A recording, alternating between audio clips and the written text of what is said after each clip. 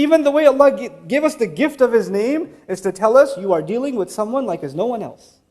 He's like nobody else. He will help you like nobody else. He loves you like nobody else. He cares for you like nobody else. He remembers you like nobody else. He's always with you like nobody else. Everyone else will leave you. Everything else will leave you. Allah will never leave you. That's what He reminds you and me of. That's what He reminds you and me of. When you say Bismillahir Rahmanir Rahim, you're actually asking Allah's help. But human beings need different kinds of help. When you're sick, you need someone to cure you. When you're tired, you need someone to help you. When you're confused, you need someone to clarify for you. When you don't know, you need someone to educate you. When you're lost, you need someone to guide you. It's not one kind of help. If you're hungry, you don't need to be educated right now, you need to be fed. It's a different kind of help. So when you ask Allah for help, then at a different occasion, you need a different kind of help. And of course, every one of Allah's names provides a different kind of help. When Allah calls Himself Al-Hadi, the one who guides, then of course the help He will give us, that He'll guide us. When He calls Himself the provider, Ar-Razaq, Ar-Raziq and Ar-Razaq, the one who provides over and over again, then obviously He's in that name, He's going to be giving me provision. When He calls Himself Dhul Quwwatil Mateen, the one who has extended might, extended power, then I need strength, I'm weak. And I'm going to call on Allah's power to grant me some of that power myself, so I can accomplish what I need to do. So every one of Allah's names gives us a different kind of help. But when I wake up in the morning, and I'm just getting out of bed, and out of my mouth comes Bismillahir Rahmanir Rahim, just like that I just say, I don't think about which name do I need right now. Do I need Allah to give me the strength to get up? Do I need Allah to guide me this morning? Do I need Allah to help me plan my day? Do I need Allah to provide me halal rizq? Do I need Allah to provide me peace in my family and security? Which name of Allah should I call on? And it is the gift of Allah that by using just the word ism, it is all of the names of Allah, all of the unique qualities of Allah, all of the beautiful things about Allah that you included just inside the word ism, whether you thought of all of those names or not. This is the mercy of Allah. I could not have thought of all of the things that I need from Him. Because I don't need one thing, I need too many things. I'm in too much need. And so I can't even think of all of those names. He gave us an incomplete statement on purpose, because what you do next completes it. In the name of Allah, I eat. In the name of Allah, I get out of bed. In the name of Allah, I wash my face. In the name of Allah, I get in my car.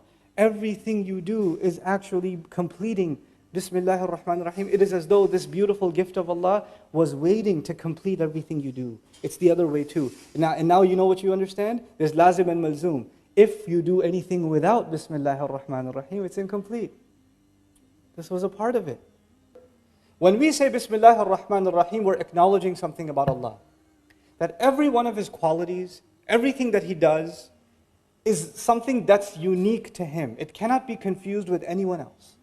The way Allah shows mercy, the way Allah guides, the way Allah provides, the way Allah plans, the way Allah does anything that He does is unique to Him. It cannot be compared. That is His unique mark.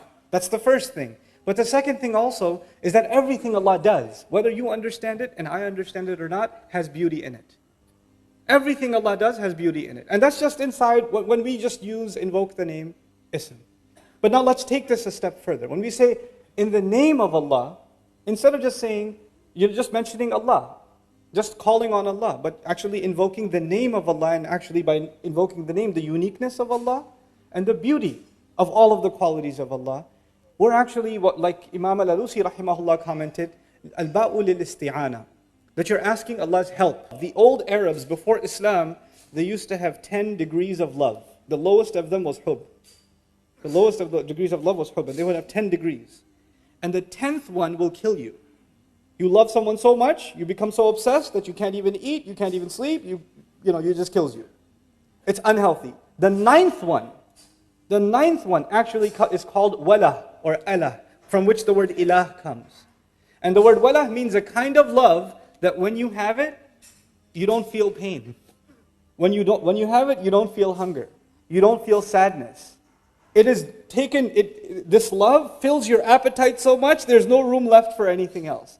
There's no negative emotion left in your life because this ilah has filled it for you. When we call upon Allah by saying Bismillah, we are expressing our love for Allah and acknowledging that if we truly have love for Allah, all of our problems are going to feel like nothing. Incredible two names. Ar-Rahman simply means three things. It means that Allah's love and mercy and care is extreme. Mubalagha means it's beyond what you can imagine. It also means, so it's extreme, that's the first thing. The second thing is that it's immediate. The second thing is that it's immediate, which means you don't have to wait for it. It's happening right now. And the third of the meanings of when you use fa'lan, that's the scary one, it's actually not permanent. It's extreme, it's immediate, but it's not necessarily permanent. When you say, for example, in Arabic, atshan. Atshan means thirsty. Thirst is not permanent. When you say jaw'an, jaw'an is extremely hungry. It's extreme, it's immediate, but it's not permanent. When you say ghadban, extremely angry, it's not permanent. Well, for some people it is, but yeah, for most people it's not permanent. You know? But the beauty of the Arabic language and the beauty of how Allah chose to describe Himself, this is a kind of mubalagha. Even if it's temporary, it doesn't go away on its own. If you're thirsty, the thirst will not go away on its own until you use water. If you're hungry, hunger will not go away on its own until you eat food. If Allah is Ar-Rahman, if Allah is excessively loving, excessively caring, excessively merciful, that extreme love, mercy, and care will not go away ever until you remove it. Until you don't want it. Allah will never take it away. People don't want it sometimes. Rasulullah ﷺ one time told the Sahaba, strangest thing, the Sahaba are sitting there and he looks at them and he says, كُلُّكُمْ يَدْخُلُ الْجَنَّةِ إِلَّا مَنْ أَبَى. He said, all of you are going to Jannah, except the one who refused. This why would, and even the Sahaba asked the same question that came in my head. وَمَنْ يَأْبَى مِنَّا يَا رَسُولَ اللَّهِ. Who's gonna refuse? Why would we refuse to go to Jannah? He says, مَنْ أَطَاعَنِي دَخَلَ الْجَنَّةِ وَمَنْ أَبَانِي فَقَدْ أَبَى مَنْ عَصَانِي فَقَدْ أَبَى. Whoever obeyed me, whoever came to me, because he's the بِالْمُؤْمِنِينَ رَؤُوفٌ رَحِيمٌ, he's the merciful messenger of Allah. Whoever came to me in obedience wanted to go to Jannah. Whoever forgot about me, disregarded me, he didn't want to go. You and I can remove ourselves from Allah's mercy. Allah will not close the door. We close the door. And sometimes you close the door for many years. Sometimes you close the door for many, many years. And then you open it. And when you open it, Allah doesn't say, why did you close it? Get lost. I don't want you anymore. He doesn't do that. The door remains open. The doors of Allah's mercy and His care and His love remain open. There's a father, or a mother even, and she pours her love out on her child. She takes care of this child even before the child is born. This kid is inside her stomach, causing her pain, destroying her body from within, and all she does is make dua for him. When will you ever find another human being, all you do is cause them pain? Every day goes by, the womb gets heavier and heavier. Now she's throwing up even more and more and more. Food starts tasting like paper. She can't even sit down straight. Her back hurts all the time. She's even hurting when she's sleeping. She has to and she's worried about her, and she's hungry all the time because the baby takes all the food. And it doesn't even taste good for her to eat. This creature causes her pain upon pain upon pain. وَهْنًا عَلَى وَهْنٍ كَمَا يَقُولُ الْقُرْآنِ. Subhanallah. Weakness on top of weakness. Burden on top of burden. And yet all she does is her love keeps increasing. Her love doesn't go down, it keeps increasing. It doesn't say, enough already, child. I had enough. I've been dealing with you for 6 months. There's 3 more months to go. She doesn't do that. Her du'as start increasing. She comes to the imam and says, which surah can I recite so my baby can hear it? And then the baby comes out and almost kills her. Almost kills her. She bleeds almost to death. And when will you ever have someone that bleeds you? That almost kills you? And the first thing you want to do is take care of them and hug them and feed them. That's your mother. That's what she does. And that's just what she did at birth. What the love that she's given you, the support that she's given you, even when you're an adult, so many of you, there's no one you can talk to and you'll talk to your mother. There's no one who will understand you, your mother will understand you. There's no one who will feel your pain, your mother will feel your pain. That's not just when we were babies, even when you're 50 years old, it doesn't matter. And that mother, somebody goes to her, the son goes to her and says, Mom, you're so great. You make such good roti. Please help me. And the mother's thinking, that's all I'm good for? I've done nothing else for you but make roti? That's the one thing that came in your mind? All the other sacrifices I made? I took, 5 different trains and 3 different buses to get a job so you can go to college and all you can thank me is you made roti the other day? That's all that came in your mind? How ungrateful are you? She doesn't say it, but she feels it. He doesn't say it. She still loves you. But you and I, no matter how hard we try, we can never acknowledge the goodness of our mother. We can't do it. If we were to call on Allah with one name, imagine you called on Allah, Ya Razzaq, Bismil Razzaq. I just call on Allah the name of Razzaq. That's it. Then you're only appreciating what about Allah? That He provided for you. But you didn't appreciate that He guides you. You didn't appreciate that He protects you. You didn't appreciate that He secures you and gives you good people in your life. You didn't appreciate that He gives you knowledge. You didn't appreciate that He made you Muslim. That He gave you your health. That He gave you your job. You didn't appreciate any of those things. You just reduced everything about Allah to one of the things He does. One of them. And Allah kept us from reducing Allah Himself subhanahu wa ta'ala because that's offensive. We wouldn't even know. وَيُعَلِّمُكُمْ مَا لَمْ تَكُونُوا تَعْلَمُونَ He taught you what you couldn't have even known. We would have even been praising Allah and it would have been offensive because it's just not enough. So He gave us Bismillah. I go to my teacher for knowledge. I go to my parents for support. And when I'm young, for provision. I go to my spouse for emotional support and love. I go to different people for different things. But to Allah, you go to Him for all things. You go to Him for everything. There's not one thing that is missing when you and I turn to Allah. So that's the first part of the equation, Bismillah. But then Allah didn't stop there. Even actually, I want to share with you some things about the word Allah. The old Arabs, before Islam, they used to have 10 degrees of love. The lowest of them was hub. The lowest of the degrees of love was hub. And they would have 10 degrees. And the 10th one will kill you. You love someone so much, you become so obsessed that you can't even eat, you can't even sleep, it just kills you. It's unhealthy. The ninth one actually is called wala or Allah, from which the word ilah comes. And the word wala means a kind of love that when you have it, you don't feel pain. When you have it, you don't feel hunger. You don't feel sadness. This love fills your appetite so much, there's no room left for anything else. There's no negative emotion left in your life because this ilah has filled it for you. When we call upon Allah by saying Bismillah, we are expressing our love for Allah and acknowledging that if we truly have love for Allah, all of our problems are going to feel like nothing. We all have problems. Some of us have marriage problems. Some of us have problems with our children. Some of us have problems with money. Some of us have problems with health. Some of us have problems with extended family, friends.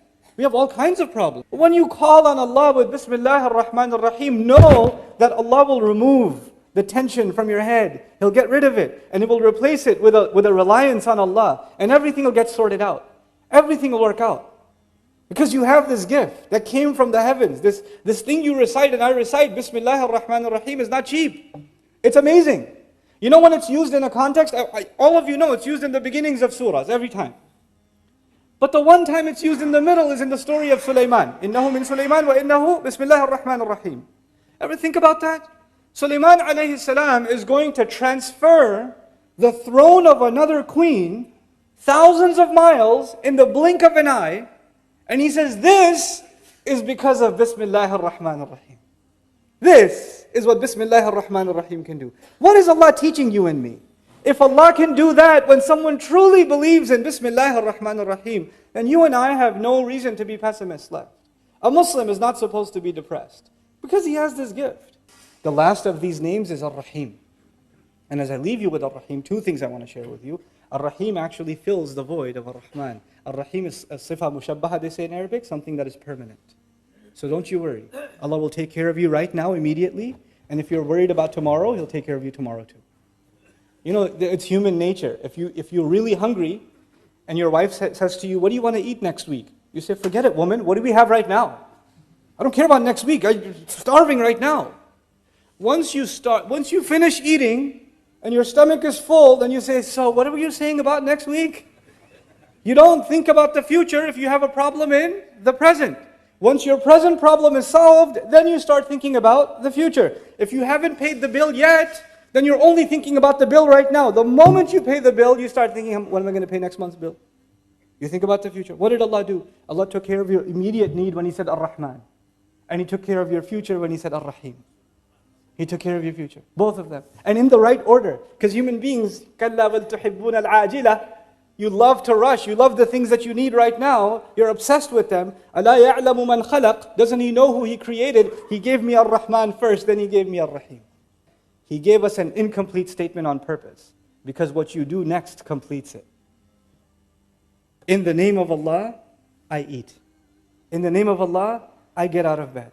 In the name of Allah, I wash my face. In the name of Allah, I get in my car.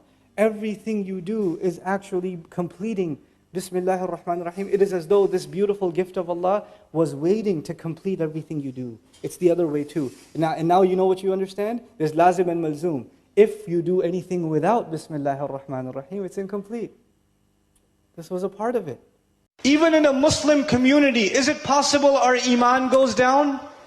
Is it possible that we don't feel as close to Allah in one generation after the next, that we're becoming further and further away from Allah? Is it possible we're becoming more materialistic, more ghafil of Allah, that we don't cry in salat anymore, that we don't feel like reciting Quran much anymore? Our du'as have become empty. We just recite some words and say them, we don't even know what they mean, and we don't even care. Is that possible? Is that problem possible? When a Muslim community has that problem, how can they fix it again? How can they get back on track? These are the ayat. These are the ayat.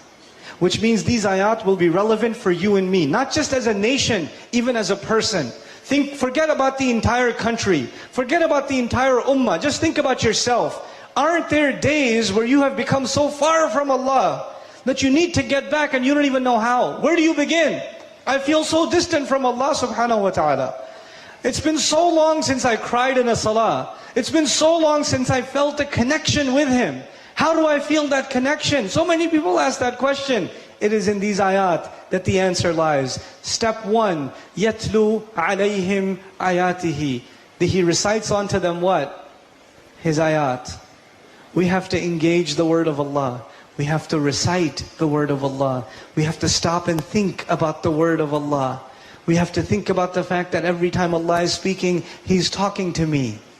He's talking to me directly. Wallahi, the greatest gift you will ever have in your life is the gift of Allah's speech. Allah chose to speak to you.